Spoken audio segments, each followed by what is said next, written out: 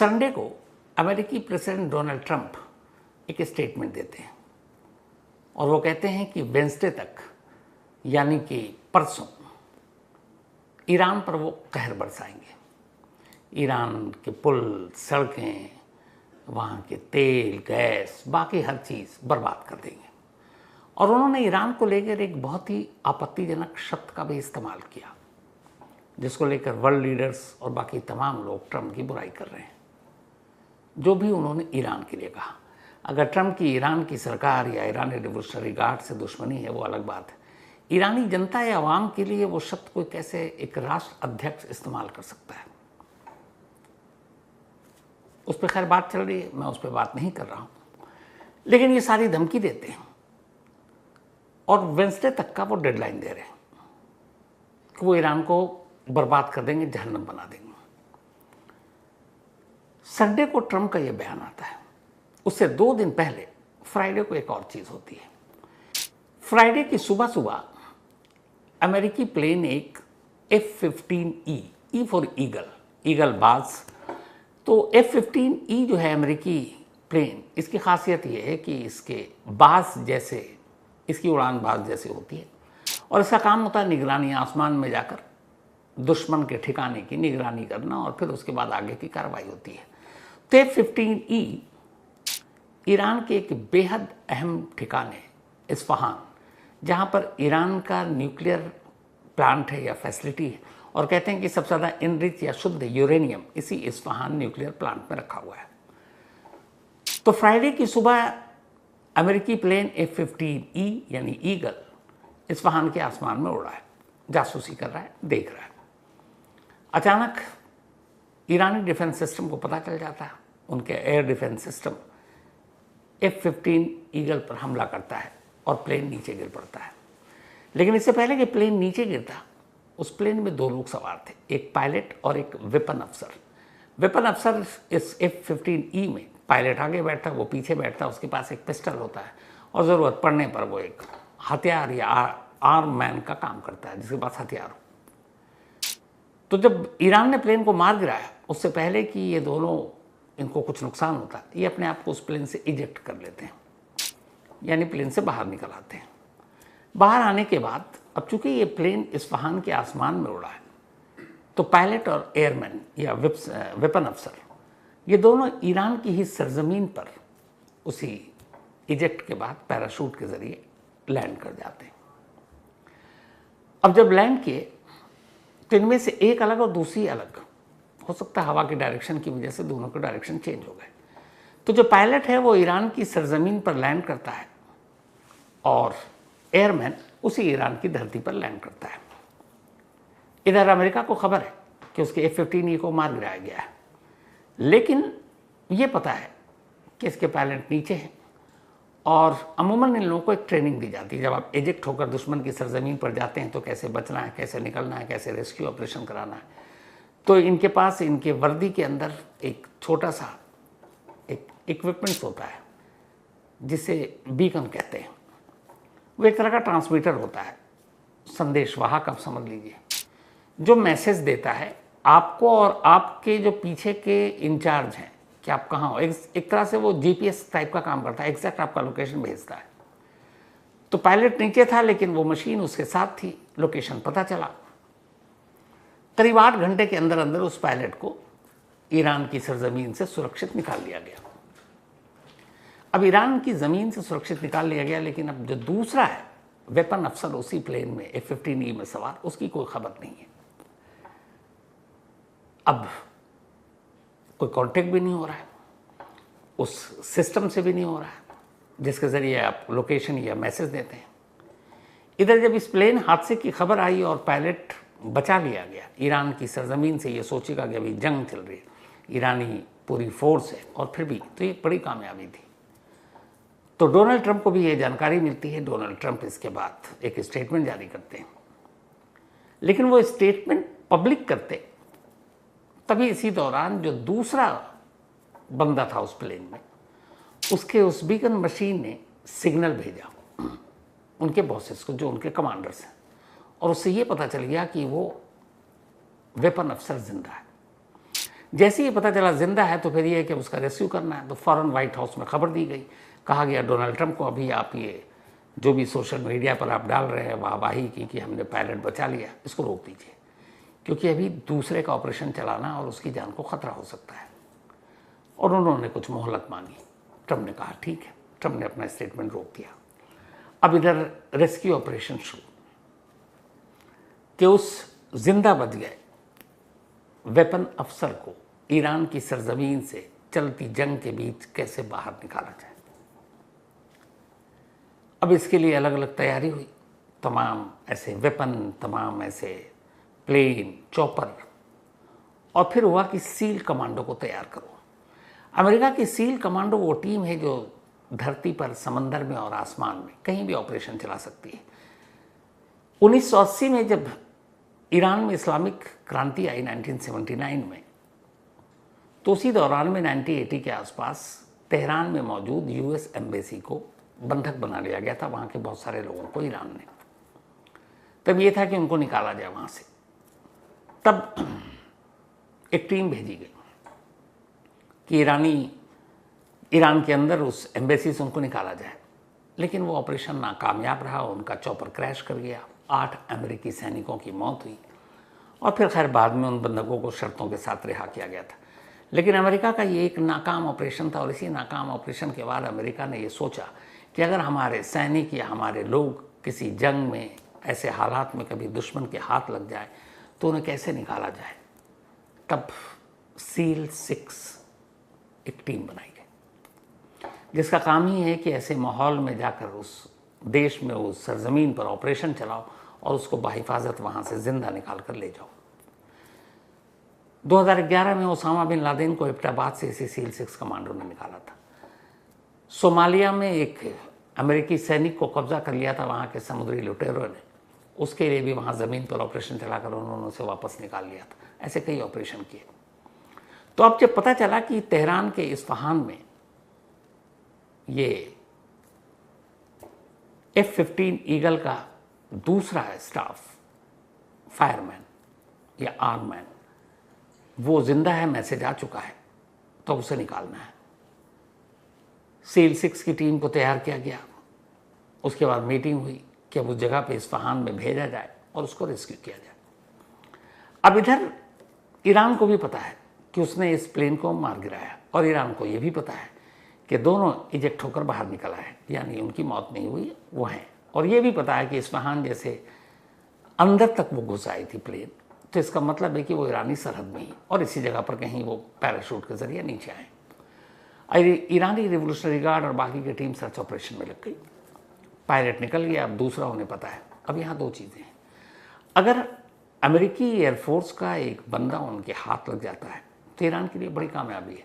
फिर वो उसके बदले में बहुत सारी शर्तें और बहुत सारी चीज़ें कर सकता था अमेरिका के साथ बातचीत में, उसको जिंदा वापस करने के।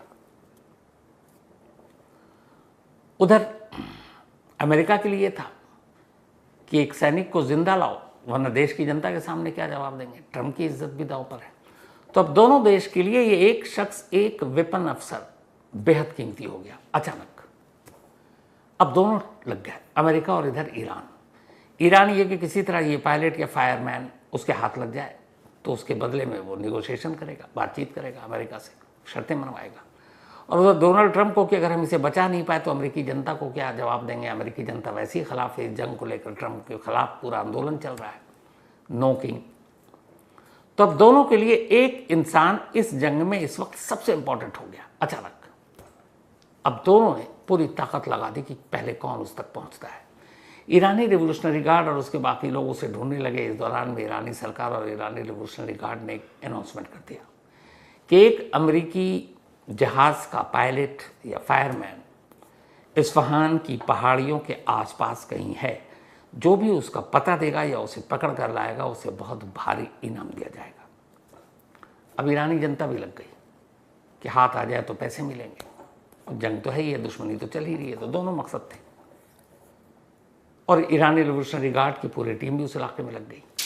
ये इस्फहान का जो एक एरिया है ये अपने आप में बड़ा इंपॉर्टेंट है, क्योंकि ईरान के न्यूक्लियर फैसिलिटी के हिसाब से ये सबसे इंपॉर्टेंट है, सबसे बड़ा माना जाता है, सबसे ज़्यादा शुद्ध यूरेनियम यही है। 2025 में जून में इसी जगह पर अमेरिका ने बम गिराए थे उस न्यूक्लियर प्लांट पर, जो बंकर बस्टर थे कि ज़मीन के अंदर तक घुस के मारे। लेकिन तब अमेरिका हैरान रह गया था कि जो एयर डिफेंस सिस्टम इस्फहान में है वो तेहरान में भी नहीं है। और यही वजह है कि एक 15 ईगल को फ्राइडे को मार गिराया जब वो ऊपर उड़ा था। तो इससे ये पता चलता है अमेरिका को इस्फहान को लेकर तेहरान और ईरान बहुत ज़्यादा संवेदनशील है, मतलब यहाँ कुछ है। और एयर डिफेंस सिस्टम भी यहाँ की मजबूत है। तो अब दोनों तरफ से शुरू हो गए। लेकिन इसी इस्फहान में एक छोटी सी आबादी है जो एक विद्रोह टाइप से, विद्रोही, अमेरिका उसको पैसा देता है, मदद करता है और वो अमेरिका के लिए भी काम करते हैं। तो अब उस को पायलट या फायरमैन को ईरान की सरजमीन से हिफाजत से निकालना है, इसका ऑपरेशन अमेरिका शुरू कर चुका है। इधर CIA इसमें घुस गई। अब CIA ने ध्यान भटाना शुरू किया कि ईरानी फोर्स, ईरानी रिवोल्यूशनरी गार्ड उसी इस पहाड़ी के इर्द गिर्द है। उधर वो जो कर्नल रैंक का बंदा है जो प्लेन से नीचे इजेक्ट होकर आया ईरान की सरजमीन पर, जिसके लिए 2 देश सबसे जान लगाए हुए हैं उसको कब्जे में अपने लेने के लिए, वो ईरानी रिवोल्यूशनरी गार्ड, वहाँ की फोर्स, वहाँ के लोगों से बचने के लिए अब धीरे धीरे वहाँ की पहाड़ियों की तरफ मूव करता है। और वो ऐसी जगह पर पहुँचने की कोशिश करता है जहाँ हाइट हो। उससे 2 फायदा होगा। एक, दुश्मन पर नज़र रख सकता है जो भी करीब आ रहा है, और दूसरा, जो उसके पास वो सिस्टम था मैसेज वाला, वो क्लियर मैसेज अमेरिका के उसके कमांडर तक पहुँचे और हाइट पर होने की वजह से उससे वहाँ का रेस्क्यू भी ईजिली हो जाए। तो वो अब समुद्री तल से करीब 7000 मीटर ऊपर पहाड़ी पर पहुंच गया। वक्त बीत रहा है। इधर ईरानी रिवोल्यूशनरी गार्ड को भी डाउट है कि इसी पहाड़ी के इर्द गिर्द हो सकता है, वो उसी तरफ जा रहे हैं। उधर ऑपरेशन की तैयारी शुरू हो गई। अब ये हुआ कि SEAL 6 और बाकी कमांडो जो उनके बेस्ट टीम थी उनको तैयार किया गया। 2 C-130 प्लेन इसको तैयार किया गया, जो 4 प्रोपेलर का होता है, जिसमें 4 पंखे होते हैं, और इसमें 120 कमांडो एक में बैठ सकते हैं। तो 2 के हिसाब से अगर आप देखें तो 240 कमांडो करीब। इसके अलावा ब्लैक हॉक हेलीकॉप्टर तैयार किया गया। इसमें 10 से 15 लोग बैठते हैं।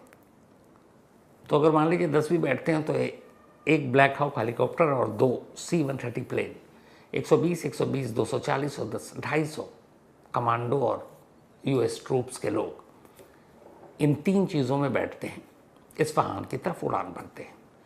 इसी इस्फहान में दूरी पर एक ईरान का पुराना एयरपोर्ट था जो ख़राब हो चुका। तो अब ये हुआ कि ज़मीन पर उतरकर ऑपरेशन करना है, फिर उड़ाना भी है, ले भी जाना है, तो क्या करें। तो ये था कि इन ट्रूप्स को भेजा जाए और एक टेम्परेरी एयरपोर्ट बनाया जाए, रनवे, पट्टी, ज़्यादा टाइम नहीं लगेगा, और फिर उसी पे ये लैंड करेंगे, उसी पर लेके भागेंगे। उधर CIA इस काम में लग गई कि हम ईरानी रिवोल्यूशनरी गार्ड को उलझाते हैं। उन्होंने ये अफवाह फैला दी कि वो जो अमेरिकी प्लेन गिरा था उसके पायलट को तो पहले ही वो बचा कर ले गए, और दूसरा जो है उसको भी अमेरिकी ट्रूप्स को मिल गए हैं और सड़क के रास्ते लेकर जा रहे हैं, ताकि ईरानी रिवोल्यूशनरी गार्ड का ध्यान उस पहाड़ी से हटकर उन रास्तों पे चले जाए जहाँ से ईरान की सरहद से आप बाहर जा सकते हैं।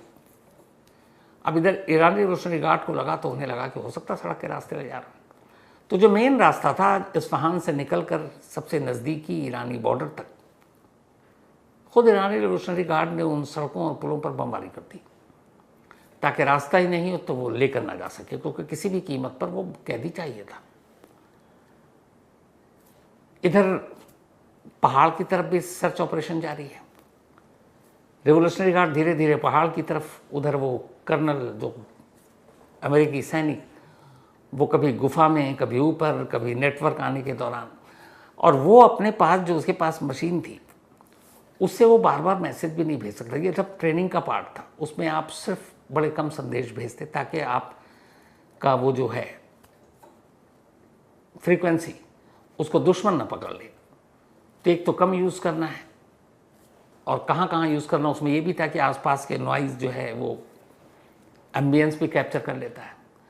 अब जब पहला मैसेज मिला इनको तो ये पता चला कि हाँ जिंदा है, लेकिन अभी भी कंफर्म नहीं हो सकता है वो दुश्मन के कब्जे में आ गया हो, ईरान रिवोल्यूशनरी गार्ड ने पकड़ लिया हो और वो उसके नाम पर मैसेज भेज रहे हैं। अब ये कंफर्म करना था, तब उसको कंफर्म करने के लिए कुछ कोड थे, उन कोड को फिर मैसेज भेजा गया।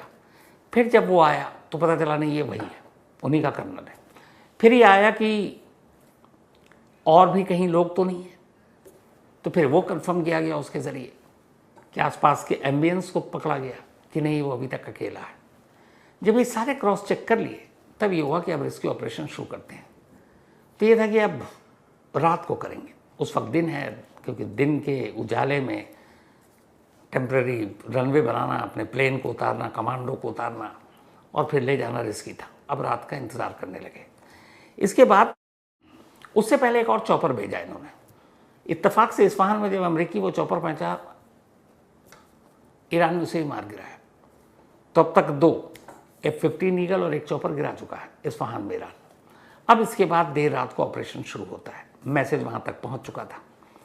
2 C-130 प्लेन, एक ब्लैक हॉक हेलीकॉप्टर में करीब 250 के करीब कमांडो और जो ट्रूप्स हैं वो वहाँ पहुँचते हैं। ये वहाँ उतरने के बाद उस पहाड़ी के इर्द गिर्द मशीन गनों से गोलियाँ चलानी शुरू कर देते हैं, ताकि अगर कोई ईरानी फोर्स के लोग पहाड़ी की तरफ उस टारगेट के करीब जा रहे हैं तो वो वहीं रुक जाए। उधर ड्रोन के ज़रिए मिसाइलें भी दागे जा रही हैं, ताकि उस इतने एरिया में कोई करीब ना जाए और ये लोग उसको निकाल सकें। फिर आसपास में कुछ जगहों पर जो बस्तियां थी वहाँ आग भी लगा दी। तो ये सारा ध्यान बटाया और उधर उसके पास मैसेज जा रहा था और फिर आखिरकार उन्होंने उसको अपने कब्जे में लिया बाहिफाजत। ये एक बड़ी जीत थी अमेरिका की। और फिर उसे लेकर नीचे आए चॉपर में। उधर जो 2 C-130 प्लेन टेम्परेरी रनवे पर था, अब उसको लेकर उड़ना था। लेकिन जो रिपोर्ट आई वो ये कि वो थोड़ा सा रेगिस्तानी एरिया है। जब वो उड़ा है और टेम्परेरी रनवे था तो उसमें धूल मिट्टी फंस गया उसके नोस पे और बाकी मशीनों पे, तो वो उड़ ही नहीं पाया। अब क्या करें? तो चॉपर में उस फायरमैन या फिर वेपन अफसर को तो निकाल कर बहिफाजत अमेरिका ले गया। अब इधर ये था कि इन C-30 प्लेन का क्या करूं जो उड़ नहीं रहा है। एक एक प्लेन $100 मिलियन की कीमत थी। तो ये हुआ कि अब ये उड़ने लायक नहीं है, इसको यहीं डिस्ट्रॉय कर दो। तो अमेरिका ने उसी जगह पर दोनों C-31 प्लेन को बर्बाद कर दिया, ताकि ये ईरान के हाथ न लगे और ईरान इसका यूज़ उन्हीं के खिलाफ न करना शुरू कर दे। और इसके बाद उसको रेस्क्यू करके वहाँ से सीधे नज़दीकी अमेरिकी बेस कुवैत तक ले गए। और फिर कुवैत के बाद वो घायल है लेकिन सेफ है जो कर्नल, तो बाहिफाजत रेस्क्यू हो गया। अब इस रेस्क्यू ऑपरेशन को लेकर नेतन्याहू ने भी तारीफ़ की और ये कहा जाता है कि अमेरिकी इतिहास का ये एक बहुत बड़ा ऑपरेशन था, जब किसी अमेरिकी सैनिक को इस तरीके से 2 दिन के अंदर अंदर और इतनी जंग के बीच में निकालना एक बहुत बड़ा ऑपरेशन है, इसकी बहुत बड़ी कामयाबी है। अब ये कहानी का एक पार्ट है। जब ये बात आई कि अमेरिका ने अपने एक मैन को इस्फहान की पहाड़ियों से सुरक्षित एक बड़ा ऑपरेशन करके निकाल लिया, तो फिर ईरान का जवाब आया। ईरान ने कहा कि ये सब अमेरिका का एक प्रोपेगेंडा है, असल में हमने उनके प्लेन को नुकसान पहुंचाया और 3-4 प्लेन तो गिरा ही दिया, तो ये झूठ बोल रहे हैं। तो फिर क्या वो वहाँ फंसा ही नहीं था? उसकी सच्चाई क्या थी और ये सब कुछ क्यों? तो खुद अमेरिका के अंदर अमेरिकी मीडिया की एक बड़ी तादाद और CIA के जितने एक्सपर्ट्स हैं वो अमेरिकी चैनल पर बैठ कर जो बातें बता रहे हैं, जो कहानी सुना रहे हैं। अब कहानी का दूसरा पहलू आपको वो सुनाता हूँ। पहला तो ये हो गया कि एक प्लेन को ईरान ने मार गिराया इस्फहान में, उसके बाद दोनों इजेक्ट होकर बाहर निकले, पायलट 6-8 घंटे बाद मिल गया और दूसरा फायरमैन 2 दिन के बाद रेस्क्यू करके ले गए बाहिफाजत। और डोनाल्ड ट्रंप ने फिर इस पर स्टेटमेंट भी जारी किया कि एक हिस्टोरिक ऑपरेशन है और उन्होंने कहा कि कमाल है। अब जो खुद अमेरिका के अंदर अमेरिका के CIA के एक्सपर्ट और जो वहाँ की मीडिया है जिन्होंने पूरी इन्वेस्टिगेट की इस कहानी की, वो एक दूसरी कहानी लेकर आए। उनकी दूसरी कहानी ये है कि असल में ये F-15 ईगल और इसके पायलट और फायरमैन ईरान का मार गिराना यहाँ तक ठीक है, फिर ये दोनों इजेक्ट हो गए, ये भी ठीक है, पर ये दोनों कभी ईरान की सरजमीन पर फंसे ही नहीं थे। ये उससे पहले ही निकल लिए, तब ईरानी सरहद भी नहीं था। और ये दोनों कभी इस तरीके से घुसे ही नहीं और न इनके लिए कुछ सर्च ऑपरेशन चला, क्योंकि अमेरिकी के इतिहास में, अमेरिका के इतना बड़ा इससे पहले कोई सच ऑपरेशन हुआ ही नहीं किसी एक बंदे के लिए, जिसमें 250 के करीब commando, C-130 plane 2, Black Hawk helicopter और 2 उससे पहले गिरे। तो एक बंदे के लिए अमेरिका ने कभी इतना बड़ा ऑपरेशन नहीं चलाया। तो फिर ये क्यों? तो अब संडे का जो शुरू में आपको बताया था डोनाल्ड ट्रंप का एक स्टेटमेंट याद रखिएगा कि वेडनेसडे तक का टाइम है, उसके बाद ईरान को हम जहन्नम बना देंगे, बर्बाद कर देंगे। और दूसरी बात याद रखिएगा, जो पहले भी कहानी में सुना चुका हूं, कि डोनाल्ड ट्रंप बार बार कह रहे हैं कि ईरान के यूरेनियम पर हम कब्जा करेंगे और हम उसे अमेरिका ले जाएंगे। और तीसरी बात याद रखिएगा, जो डोनाल्ड ट्रंप बार बार कह रहे हैं कि अब मौका है और वक्त है कि ईरान की सरजमीन पर हम अपने ट्रूप्स फौज भेजेंगे और अब ज़मीनी लड़ाई लड़ेंगे। लेकिन उसका इन दोनों पायलट से क्या लेना देना?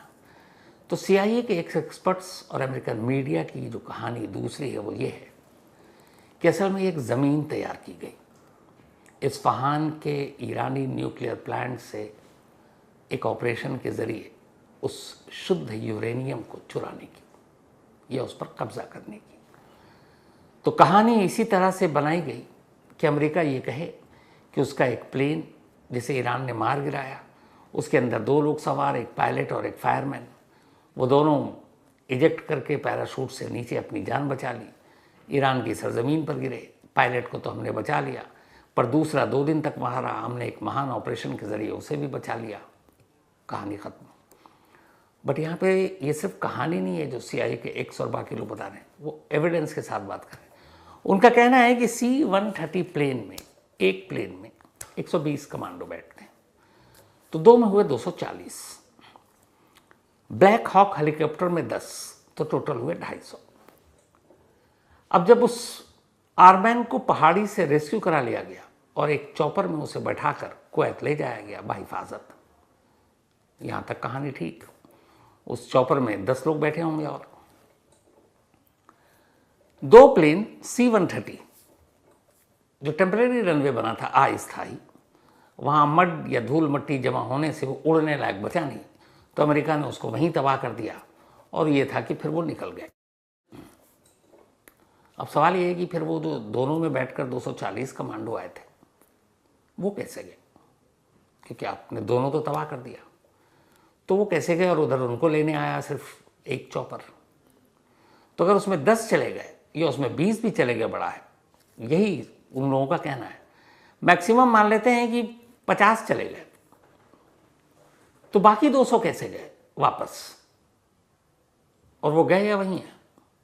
तो इसी में असली कहानी है।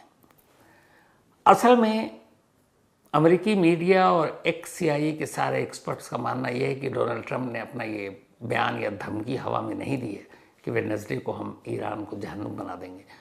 वो एक ऑपरेशन की तैयारी थी। ऑपरेशन ये कि जो उन्होंने कहा कि हम इस्फहान से और ईरान से सारा यूरेनियम अपने कब्जे में लेंगे, तो इसी इस्फहान को चुना गया इस ऑपरेशन के लिए। और ये कहा गया कि हमारा एक बंदा वहाँ की पहाड़ियों में है और उसके लिए हम रेस्क्यू ऑपरेशन चला रहे हैं और उसके लिए अपनी टीम भेज रहे हैं ताकि दुनिया भी कुछ ना कह सके। लेकिन उसकी आड़ में हुआ ये कि अमेरिका ने अपने कमांडो, SEAL 6 के कमांडो, ट्रूप्स, बेहतरीन उनके जो फोर्सेस हैं, एलीट, उनको यहाँ पर उतार दिया है।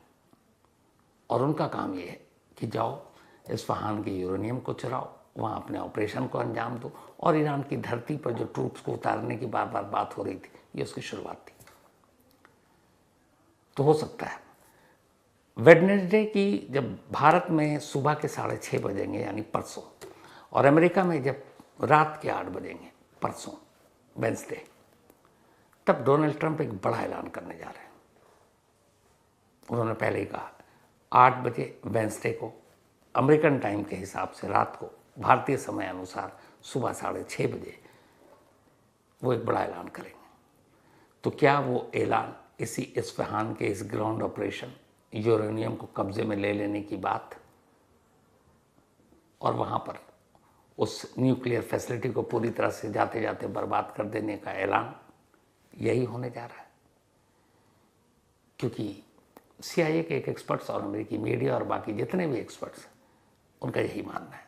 उनका मानना है कि इस एक ऑपरेशन से कि हमने एक अपने सैनिक को बचाया असल में वो एक ज़मीन तैयार की गई है एक दूसरे ऑपरेशन की, और उसके लिए इस्फहान में अमेरिकी ट्रूप्स को उतार दिया गया है। और वजह यह है कि उतरे जितने वापस नहीं लौटे, साधन भी नहीं था। हालांकि ईरान का दूसरा वर्जन है कि ये जो अमेरिका क्लेम कर रहा है कि हमने सुरक्षित छुड़ा कर ले गए, तो हमने तो उनके सारे मार दिया। C-130 प्लेन जिसको अमेरिका का ये भी आया कि उसके धूल मिट्टी की वजह से उड़ने लायक नहीं रहा था, इसलिए हमने खुद बर्बाद कर दिया ताकि ईरान के पास न पहुँचे, ईरान उसका इस्तेमाल उन्हीं के खिलाफ न करे। ईरानी रिवोल्यूशनरी गार्ड की तरफ से इसको लेकर स्टेटमेंट आया कि अमेरिका झूठ बोल रहा है, असल में इन दोनों प्लेन को भी हमने ही गिराया। ये ईरान का क्लेम।